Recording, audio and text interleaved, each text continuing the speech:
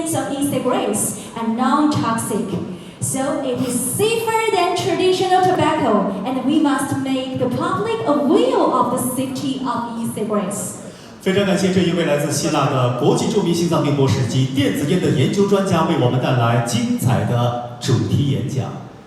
尊敬的各位来宾，亲爱的朋友们，当我们的论坛进行到这里的时候，我们也欣喜地看到中国电子商会会长王明会长也赶到我们本次论坛的现场，欢迎您。Let's welcome Mr. Wang Ming. 感谢王明会长给予大会和行业发展的鼎力的支持。好的，朋友们，我们继续为您带来行业专家和代表的专题演讲。我们要为您继续请出的是英国电子烟协会的会长 John Dunne， 为我们带来电子烟在英国的成功经验与趋势，还有全球电子烟市场和机遇，以及对电子烟未来发展的期待等。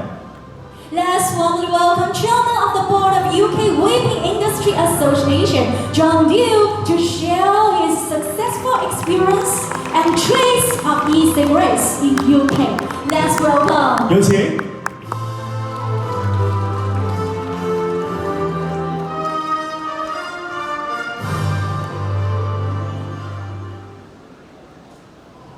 Good afternoon, ladies and gentlemen, honored guests.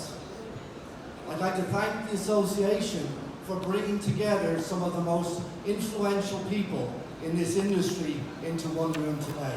This is a fantastic achievement. As Dr. Vasilinas said, the UK is an extremely important market, and I'll try and explain to you guys today why that is. But first of all, our members will tell you a little bit about our organization.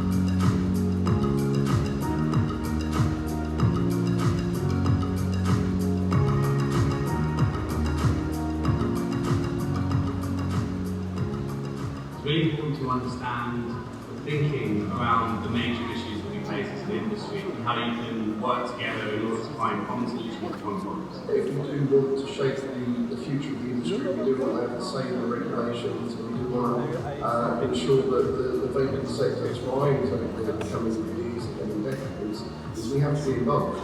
If we're not involved, someone else is going to do it anyway. So as that one voice, I think we can...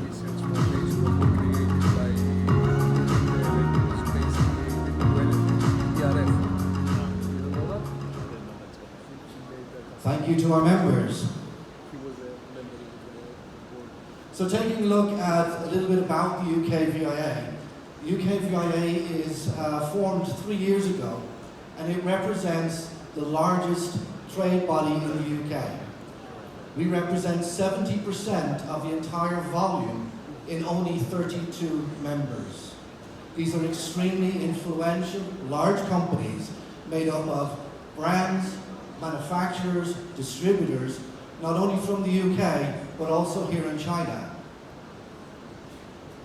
Our work is really difficult to do because not only are we protecting our own industry, we're helping to protect the world, because all governments look at the UK as a positive force for vaping, but not all of them agree with what we do.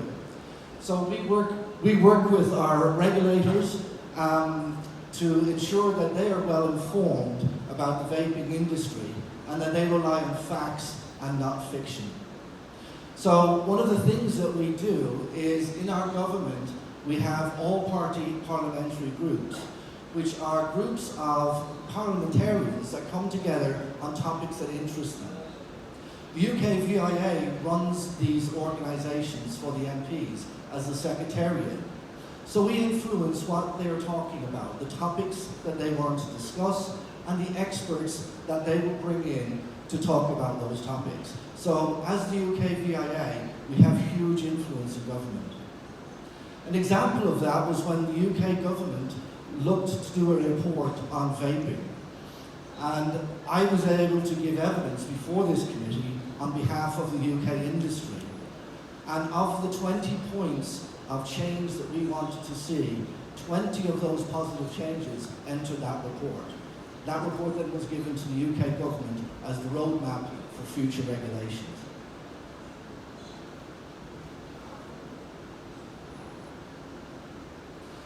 Our UK forum, very similar to the event today, brings together experts from around the world to talk about topics that are relevant. These events are attended by our government officials, by our health departments, and by the national press, and get a lot of exposure all around the world. One of the challenges that we face in the UK is the government runs a very expensive stop smoking program called Stoptober.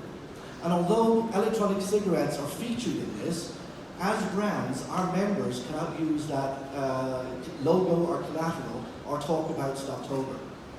So as an industry, we said that we will do it better. So with no government money, with funding just from our members, we started off a vaping awareness month called Vaping. And all of our members contributed to this great event. So for the whole month of April, we talked about in the national press all about the positive things about vaping.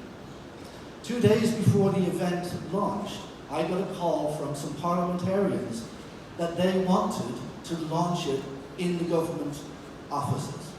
So as you see here in the picture, this is right outside the UK Parliament, and these are leading politicians in the UK.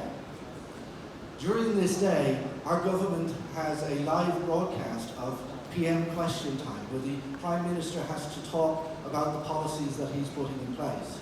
2 MPs stood up and congratulated the UKVIA on this positive thing that they were doing for vaping. That had over 7 million views on that one program. Fantastic achievement. So not only did we do it in 2018, but 2019 we made it bigger. We now started branching Vapro out to other countries. And Ireland, New Zealand, South Africa all ran with this program. To make it even bigger, we took over a building in the most prestigious area of London, in Covent Garden, and branded it for Vapro, and encouraged smokers and the press and the general public to come in and try our members' products. It was an extremely successful program.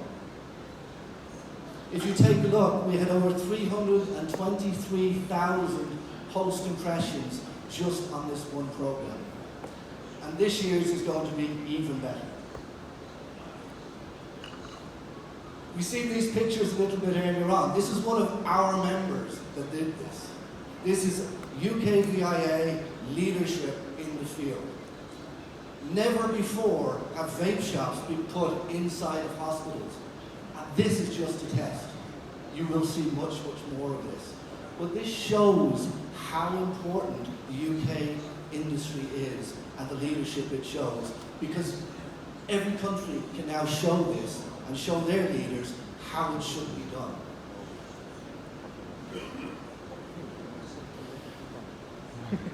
As part of my job, it is to control what is being said in the media. So every day we get calls from media stations, not only in the UK, but in the US and around the world.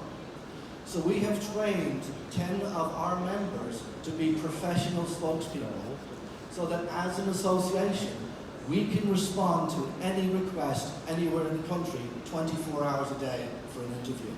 And this really sets the standard for the industry.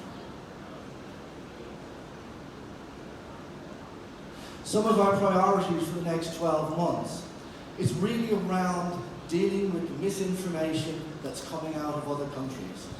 Because the situation at the moment is our politicians are under extreme pressure from what's happening in the US and around the world.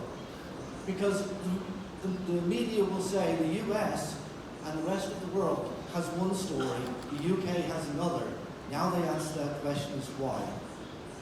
And the big answer to that question is because we have a politician and a political system and a healthcare system that only deals on evidence. They don't deal on moral issues. They also differentiate greatly between the use of nicotine and smoking. Smoking is the enemy here, not the consumption of nicotine.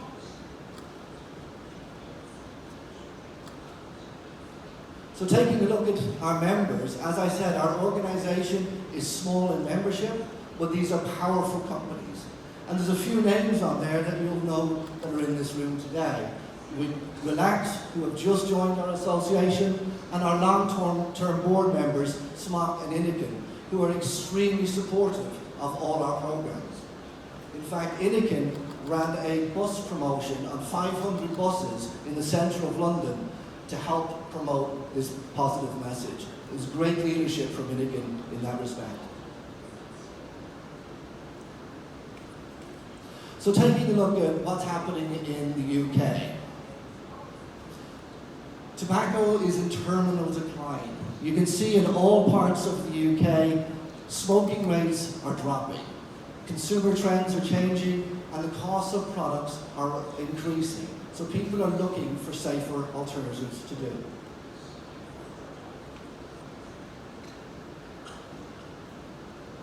We have 3.6 million people in the UK that are vaping, and that's up 12.5% since 2018.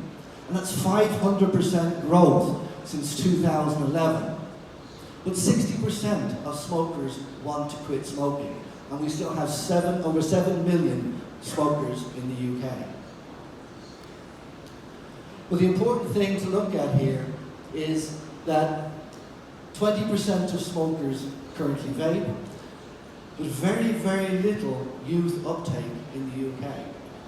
So why is that? Why has the US and other areas got problems that we don't? The reason being is the government has a very positive message on vaping. Vaping is not seen as a cool thing to do. And in fact, in Action on Smoking and Health's latest study, only 1% of young people thought that vaping was cool. This is why we don't have such an issue. But that message is not the same around the world. So taking a look at where the opportunities are, especially for manufacturers like yourselves, you'll take a look here with open systems at 47.9%. The current market is up 32%, and only disposables are in decline. But the dynamics are changing. Here you'll see representation of the different types of product that we're seeing in our marketplace and how much growth we're seeing in each sector. And as you can see, the closed system pods are a massive growth sector at up 200%. Well, there's new entrants to the markets, as you will see, heat not burn up 50%. But the older technology, the disposable e-cigarettes, are down 11.2%. So this is where you see your opportunities. And we've seen some wonderful pod devices here on show today. And here's why the pod devices are so important. Now I'll explain what this graph means. This is the convenience and multiple retailer sector. This is the largest sector, but the least efficient in electronic cigarettes in the country. So all of the tobacco is sold through these stores. But if you look here, in that trade category, only 20% of the vaping market is done by those stores. Now in reality, that fair share of market should be 45%. So you can see here, this is a great growth area, and it's been pushed by pod systems, by closed systems, because these stores, the main issue is they have lack of space and they need a simple solution. They don't have the time like a vape shop to explain what's going on. So this is why pod systems are becoming so popular. So where is the industry for us in 2019? We do have some bad news. Vaping is still an ongoing perception problem. And this is one of the things that the UKVIA is really working against. And if you'll see here, from 2013 to 2018, the people who vape that think vaping is as harmful or more harmful than smoking has quadrupled from 7% to 25%. That's a massive increase, and this is a perception that we have to fix. We saw the evidence today that says this is not an issue, but people don't believe that. And people are really seeing all of these media reports, specifically coming out of the US, and we've seen in the recent months a big drop in business. In our small stores, they're seeing up to 50% decline. The only ones that are riding this out are our large chains, who've gone from about a 20% month-on-month increase down to single-digit increases. So this is a problem. However, it has been slowing. It's getting a little bit better, and that's because of the activities that the UKVIA and its members are funding. But there are reasons to be extremely cheerful in the UK. We have a thriving industry of over 3,000 vape stores. The vape stores are seen as being regenerating the high streets of the UK, and they're extremely profitable, they're extremely good employers. And the beige market intelligence suggests that the UK industry will be worth over £1 billion in the coming years. That's a phenomenal amount of money for such a small market.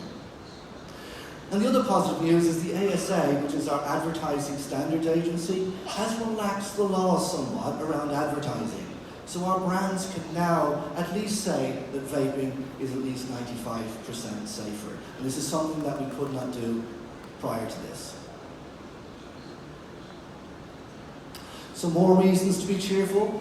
As we've talked about, we have a huge following that's positive in our health system. So we have the Royal College of Physicians, we have Cancer Research UK, the Royal Society for Public Health, Action for Smoking and Health, and the British Society of Psychology, all positive about vaping. And the one thing that makes me very happy is even with all of this negative news, every day our regulators and our policymakers are on the media saying that they still feel that their 95% less harmful is a positive and real message, despite what's happening in other markets. And that's extremely important. So what have we been doing? We're extremely involved with politics. We meet with all of these prestigious departments on a regular basis, and they now see us as the information source for the industry. So we can really help them understand the future of regulations and how they might develop. So some of the things that we've been doing, we talked about positive things that we can change in our industry, and as our country and government goes through changes, we may no longer be part of the European Union. So this offers our government an opportunity to look at the Tobacco Products Directive and look at the pieces of that legislation that we feel are not fit for purpose. And some of the things that don't make sense are the 2 milliliter tanks. No reason for that. There's no scientific reason why we should be subjected to that. 10 ml bottles, right? The world has a single-use crisis around plastic. But we have a piece of legislation that's forcing manufacturers to stop using larger bottles and glass bottles that were recyclable and forcing them to create all of this single-use plastic. And this goes against everything that the UK government and the European governments stand for. So that doesn't make sense. Now, we talked earlier on about nicotine strengths, and we're capped at that 20 milligram level. Our government understands that that probably is not exactly where it needs to be. So we have suggested a 25 milligram to a 30 milligram for those smokers that smoke an awful lot of products, and they understand that. So these are the things that we can understand. We also want to remove the restrictions on advertising. And one of the reasons that one want to do that is, as I said, we have 7 million smokers. The problem is the majority of those are now an older age group. They're not influenced by Twitter or Facebook, which has been generally how our products are being marketed. So we're pushing to allow the use of press advertising. We want a set of pre-approved messages that our government will be happy for us to say about electronic cigarettes. And this will help our industry a lot. Because right now, the only people that can put anything into print is our association. But we had to fight that. And talking about that, this is what we did. Our members, when the US situation came about, said we have to protect our market. We have to protect this positive image. So one of the things that we did was we took out a national press campaign. Now that didn't happen easily. It took 3 weeks, 4 sets of lawyers, multiple meetings with the Advertising Standards Agency, because they told us we couldn't do it. On Wednesday, I gave an interview with the BBC on the understanding that this was going to launch on Friday. On my way to that meeting, I was told the ASA had again refused to allow us to do it. Only on Thursday night, with 3 hours to spare, did one newspaper step up and say, we will take it. The BBC put this on the morning news. I thought they would do one single piece on it. They did 5 minutes every 30 minutes from 6 o'clock in the morning till 10 o'clock in the morning, with 25 minutes of a presentation right in the middle, including all of my interview, Public Health England interview. Every single thing was positive. 6.8 million people saw that program that day. That's a powerful message. But it takes more than 1 day. This was an extremely expensive thing to do. So my team is putting together a plan for a 12-month campaign that will keep this message out in the public, keep this message in front of these consumers that are scared about vaping, and continue to tell them the positive message. So our members will be funding this, and we will be talking to our members about this plan very shortly. So some of our strategic objectives are reassuring smokers that vaping is a good option for them if they can't quit by other means. And give confidence to existing vapers that what the choice they have made is the right choice, and do not go back to smoking cigarettes. And heighten the understanding amongst the public and the public health community, and set the media agenda, not have the media set the narrative. So the vaping advertising that we'll do is all about protecting the interests of vapers and smokers looking to quit. This advertising will take place in print media, online, and television. And this is an example of Innigan and their bus. This was seen all over London on 500 buses. Very, very good. So thank you very much. That is my presentation.